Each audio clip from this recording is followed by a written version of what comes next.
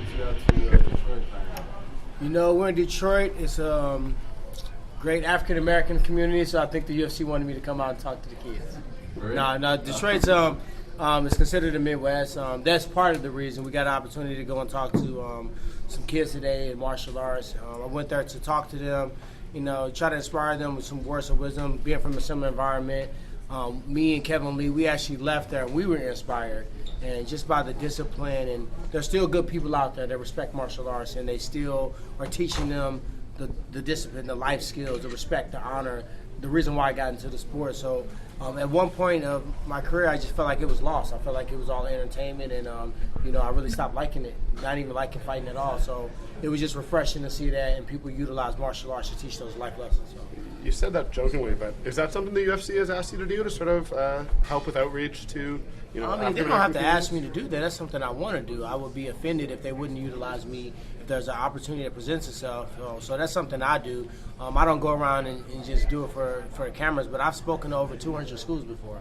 You know, so that's just something that I choose to do myself because I think it's important to try to use your platform for something positive. What's the latest with you? When are we going to see you back in the cage? Have you kind of mapped that out yet and talked with the UFC while you've been here this week? You know, I was trying to be in the cage December 30th, and you know, that didn't pan out for me. So, you know, right now I'm considering doing the surgery again. I actually scheduled it, and today I'm like, you know, I don't think I want to do it. I feel strong. I feel good. I think the game needs me right now. I don't want to be away from it, and you know, I'm highly considering going a different route. Explain, Tyron, what exactly happened with you and Nate in that fight? Well, I was offered to fight against Nate. Nate was offered to fight against me. Nate wanted more money. I think Nate didn't really want to fight. You know, it's like me saying, you know, would I fight Alex Overeem? He said, yeah, I'll fight him for $30 million. I think he threw out such a ridiculous number that he knew he wasn't going to be compensated for it, so he didn't have to say he said no to the fight. So do I blame him for wanting to get paid more? You can't come off of fighting 2 fights with Conor McGregor, making a certain type of money, and then go back to fighting a tougher matchup, a bigger guy, a true welterweight, and make a fraction of it. Does it bother you in the fact that you started a camp and, you know, lo and behold, it didn't even end up happening? No, I mean, I didn't start a campaign. I said, let's go. Like, you can't have a mantra, don't be scared of homie, and a fight's presented to you, and then you're scared of homie. That's my whole thing, that you got a lot of guys in mixed martial arts that want to be known as fight anybody, anywhere, anytime. It's really a sport, but more importantly, it's a profession. You should take strategic fights that make sense to get you to the title. Once you're the champion, at that point, now let's take fights that either going to line your pockets up or fights that are going to put you in a position where you can snap your place in history and become a legend. So many guys that say that are not really about that. You know, Bisping could have fought me. Why would Georges St. Pierre come and fight in a different weight class instead of fighting me in my weight class? And everybody retract these statements, but Bisping said he didn't want to fight. It was never a fight on the table for us. But me and him went to go talk to Dana White together about a fight, and there's video out there on it. You know, Conor McGregor could fight me if he wanted to. Georges St. Pierre declined to fight against me, and it's just hilarious that I was at one point a guy that was said to be picking and choosing fights. But damn, I'm picking the toughest fights, right? Yeah. I'm picking a fight with Johnny Hendricks, Carlos Condit, Robbie Lawler. I'm picking the most challenging fights because I know if I beat these guys, then I become legendary. Is the St. Pierre fight the one you covered the most? That's the fight I've always wanted since I got in the sport. He's been the king. I can't even sit here in front of you and act like he's not the greatest welterweight of all time. And I have the belt right now. Does George need to fight me? No. He's done what he needed to do. He's been through the specialists. He's been through the freestyle fighters. He's been through the fighters that are the wrestlers with heavy hands. He's done that. He's coming back in the sport because he built the blueprint for the pay-per-view.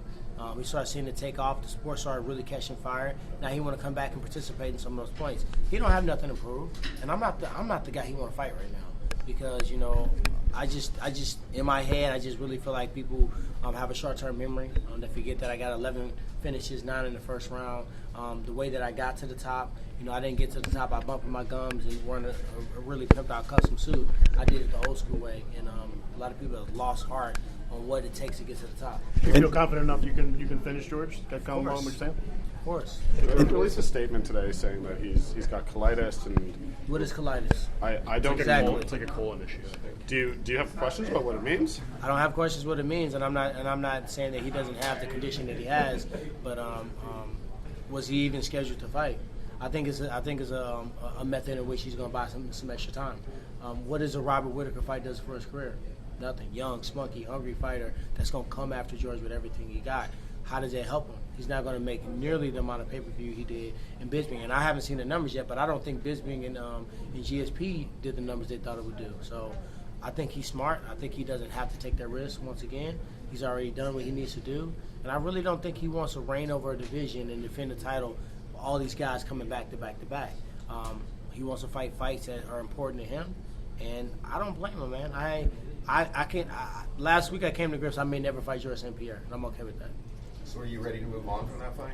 I'm ready to move on from that fight for sure. You know, if it presents itself, as I always say, and I feel that would be the most important fight to me because I do feel like he's the greatest welterweight of all time.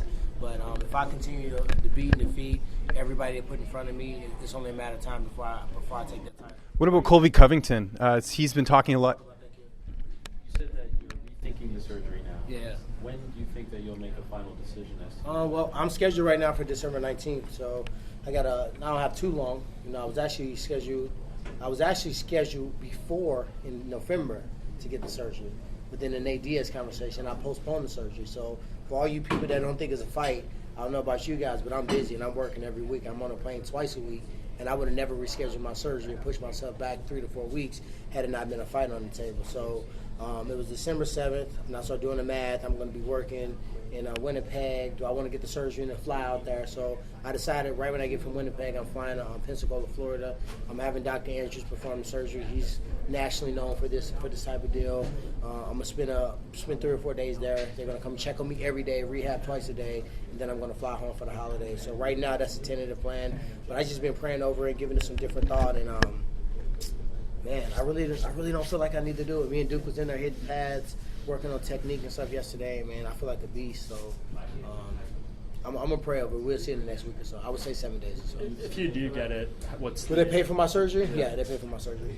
If you do get it, what's the recovery period? I don't need. I could do a full reconstruction, but that's what we call 6 to 8 months, and I just can't sit around that long. Not even fighting, man. Fighting ain't even the thing I do the most of. Like I do so many other things, whether it's investing, entrepreneur things, speaking to kids, all these different things that are in business that has nothing to do with fighting. I just don't want to be still for that long. It's not in my nature.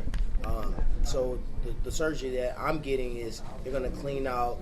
The issue was when I tore my labrum, pieces of my labrum are in between. I don't know whatever the ball and joint is. So if I get to certain areas, it starts to click and pop, and it might get uncomfortable and catch in that area. So the doctor said, at very least, I need to clean that out and take those pieces out so it doesn't catch. And while I'm in there, I might as well tack down the parts that I see that are missing.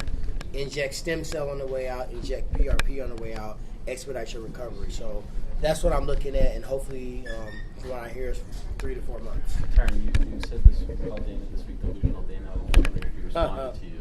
He didn't. I mean, he know that. You know what? Let me choose my words wisely. Because you know what I get in the doghouse, I get out the doghouse, I get back in the doghouse. Right now, I don't know where I'm at. I thought I was in good graces, but how do I say this? He has not responded to me, no. And I think it's a reason why he has not responded. Do you plan on talking to Dana? I'm going to go say what's up to him, yeah. Why wouldn't I? I'm going to give him the handshake, pat on the back. What's up, boss? One of your friends, Ben Askren, recently retired. Do you see him staying in retirement, or do you see him coming out and potentially fighting? Man, I don't know. I think if I went up to 185, he would 100%. I've talked to him. Yeah. I don't have to guess. He's a good friend of mine. So if I went up to 185, before George started having whatever the condition he had, I considered making a move up to 185 and fighting at that weight class, giving up my belt at welterweight and fighting him for the middleweight title and staying at middleweight. In that situation, then Ben would try to come over to the UFC. To be honest, man, Ben is a hard matchup for a lot of guys. Yeah. He don't get the credit he deserves, especially when he was at the top. Carlos Condit, he wouldn't have had a chance against him. I don't think George would have beat him. I don't think all the guys that just so happen to be at the top, he is a nightmare matchup for him. He gives me hell on earth every single time I train with him. And he just is one of the most underrated fighters and one of the most creative minds when it comes down to fighting and just game plan and strategy and ability to actually teach that or actually apply that into his sport. He will by far definitely, I think he would have been a world champion for sure in the UFC. You talk about wanting to be the greatest welterweight of all time and fighting George St. Pierre to establish that, but you also kind of mentioned going up to 185. Would you do that to kind of assert yourself on the pound-for-pound great all-time list? I'm not. The rankings are the rankings right now. I really don't agree with them at times. I got to a point where I say 3, 4, 2, 1. I don't care. I want to be letter C. Once you letter C, I don't care what everybody else is ranked. They can argue and fight that through. But I'm the champion of the world, so I'm not too worried about it. And pound for pound, to be honest, my goal is not really to be pound for pound the best fighter in the world. That's DJ's spot right now. If George gets his act together, John gets his act together, I think him and DJ will be fighting for that position for a very long time. My goal is to be the greatest welterweight that's ever fought in the octagon, and I think it's the toughest division. So if I'm that's my goal. And if so happen that I just continue and I rattle off 10, 7, 11, defenses in different weight classes, and I so happen to be it, but it's not something I'm really thinking about. I'm not going up to middleweight because I think that'll boost me on the pound for pound. I want to fight George, and he's not fighting me in my weight, so I'll come up and see you there. And I do think there's some guys I can compete with in the middleweight division. I'm going to be so much faster. I don't think I'm giving up that much power in the punching. Guys like Chris Weidman, Jacare, Luke Rockhold, brothers got some size on me. I have to be real creative, but in reality, I think I'm a competitor, and I will find a way to do what I need to do. How do you approach this? Because you talk about maybe going up to middleweight, staying in welter. You seem like kind of. You guys know how much I weigh? I weigh 205 pounds. I'm not a lightweight. I'm just a professional that makes weight when he's supposed to. But I've never walked around less than 195, 200 pounds. So, I'm not a puny welterweight that just walks around close to his fighting weight and just jumps on the scale. Like, I got to work, especially when I fight in the wintertime. I'm saying mentally, like, having an opponent and deciding what weight class you're going to go at. You seem kind of I'm a fighter, man. You know how many fights I've been in? I've been in 20, 30 fights before I even fought amateur. Fighting doesn't bother me. It doesn't scare me. My only fear really is not competing, not putting it all out there, not underperforming. That's really the concern I have. I never walk out there I've been hit so hard. I've been knocked out. I've been beaten. I've lost fights I thought I won. There's nothing new that's going to happen to me in the octagon that really provides that anxiety. Are you assuming Last that question, guys. Law or RDA, that's the winner of that I'm not sport? assuming anything. This sport's crazy. This game changes so quickly. I've been in 4 number 1 contendership fights and I only lost 1. And I'm telling you, none of those fights put me in the world title picture. So I'm open to any fight, anything that makes sense for me.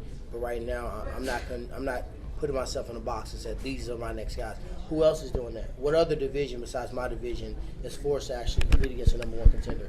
That's forced to say you have to fight this guy. Nobody else is in that position. So with that said, I'm just keeping my options open. But no, I'm not against fighting either of those guys. Does that give you kind of peace of mind, knowing that you got guys who are trying to pitch to you as opposed to trying to move up the? I'm good. I mean, to be honest, guys, I'm in a really good spot right now mentally, and I just feel like I'm the best in my division. I feel like, not to be arrogant, not to be cocky, my toughest matchups are behind me. The gorillas and the killers and the guys that me and my coach picked out, these are the toughest guys for me to fight. We've beaten those guys. So now it's time to continue to increase as a martial artist, get better, and I want to do this. I want to start creating distance between me and the rest of the welterweights. You look at DJ, it's DJ and everybody else, right? That's what I thrive to do in my division.